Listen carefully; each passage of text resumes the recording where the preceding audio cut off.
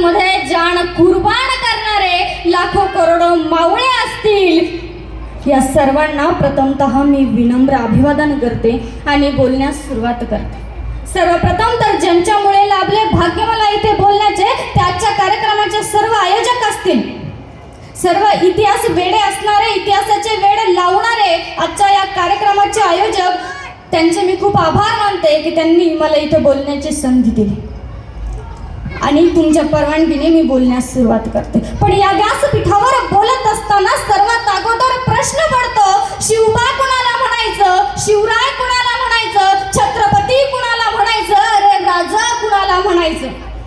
350 वर्षांपूर्वी जिजाऊंच्या कुशीत जन्मलेल्या निरागस बाळ म्हणजे शिवबा, अरे मुघलांचा काळ म्हणजे शिवबा, सळसळत्या रक्ताची लाट म्हणजे शिवबा, समतेचा घाट म्हणजे शिवबा, झोपलेल्या शंड जनतेला झणझणीत चपराक म्हणजे शिवबा, या महाराष्ट्राचं माणुसकी मोजण्याचं माप म्हणजे शिवबा, नवे नवे अरे तुमचा माझा उभ्या महाराष्ट्राचा बाप म्हणजे शिवबा.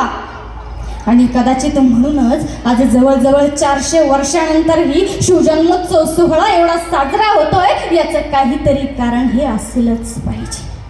आणि त्याचं कारण असं आहे, या मातीत जन्माला येणारी प्रत्येक व्यक्ती, या महाराष्ट्रात जन्माला येणारी प्रत्येक व्यक्ती ही अशी काही आगळीच जन्माला येते.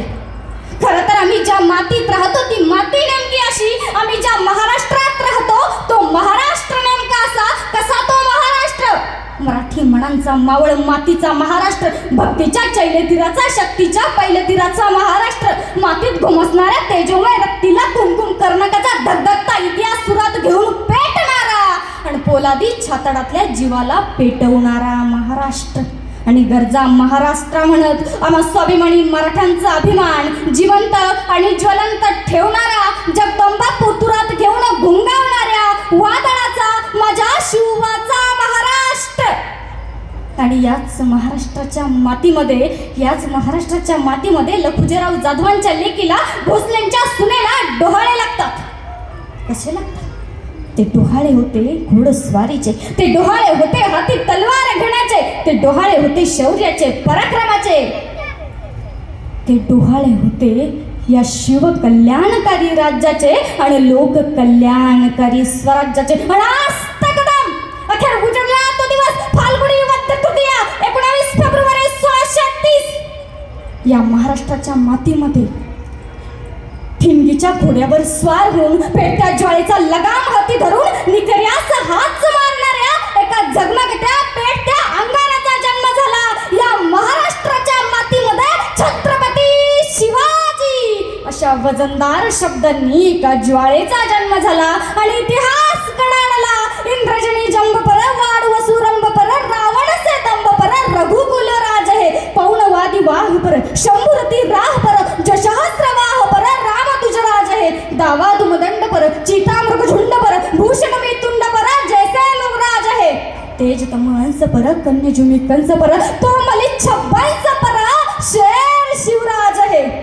असाच निश्चयाचा महामेरू, अखंड स्थितीशी निरधारू, बहुत जनांसी आधारू, श्रीमंत योगी.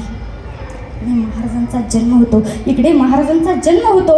आणि या स्वराज्याचे जननी स्वप्न बघते स्वराज्य संस्थापनेचं, स्वराज्याची जननी स्वप्न बघते स्वराज्य संस्थापनेचं. आणि कडाडते जिजाऊ, राजा राजा तो मुघलांचा फडकणारा ध्वज दिसतोय ना राजा, तो शत्रूचा ध्वज आमच्या डोळ्यांना जखमा करून जातोय राजा. राजा या महाराष्ट्राच्या मातीमध्ये भगवाच फडकला पाहिजे का?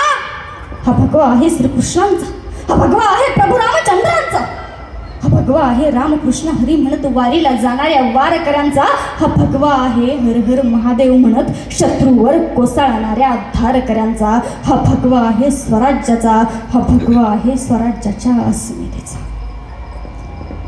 ठरलं तर स्वराज्य उभं करायचंय. जिजाऊ पुण्यात येतात. कसं होतं पुणं? उद्ध्वस्त झालेला पुणं, कंगाल झालेला पुणं. आऊसाहेब पुण्यात आल्या. जहागिरी चालवायची, पण चालवणार कुणावर? रयत कुठं होती? रयत होती त्या सह्याद्रीच्या कडा कपऱ्यात दबा धरून बसलेली. रयत घाबरत होती या महाराष्ट्राच्या मातीमध्ये रोवलेल्या त्या पहारीला. पण या चौसाहेब येतात आणि या महाराष्ट्राच्या मातीमध्ये रोवलेली ती पहार काढून गुलामगिरीच्या छातडावर प्रहार करतात आणि या स्वराज्याचं देखणं स्वप्न उभं राहतं. या स्वराज्याचं देखणं स्वप्न उभं राहतं. पण हे स्वराज्य नेमकं कसं, हे स्वराज्य नेमकं काय आहे? तर हे स्वराज्य नेमकं असं रयतेच्या भाजीच्या देठालाही धक्का लागता कामा नये.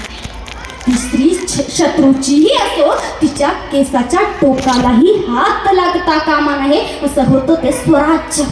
पण त्याच स्वराज्याचं सुराज्य राहिलं बाजूला.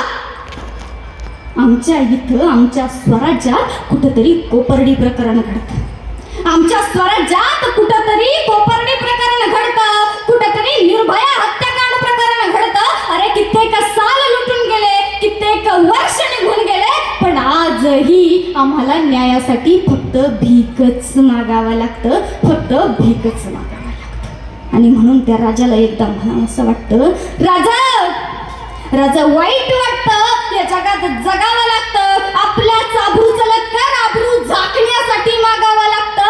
राजा वाईट वाटतं, या जगात जगावं लागतं. आया बहिणी कुणी कुणी पेलला तिथं नाती, राजा आया बहिणी कुणी कुणी पेलला तिथं नाती.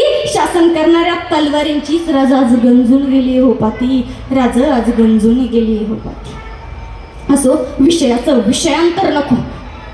मग आल्याजी जाऊ पुण्यात ठरलं तर मग तसं होतं स्वराज्य. आणि या स्वराज्याची संकल्पना मांडणारे शहाजीराजे शिवबांना राजमुद्रा देतात. प्रतीपचंद्र लेखेव वर्धिष्णुर विश्ववंदिता शहा सुनो शिवसैष्या मुद्रा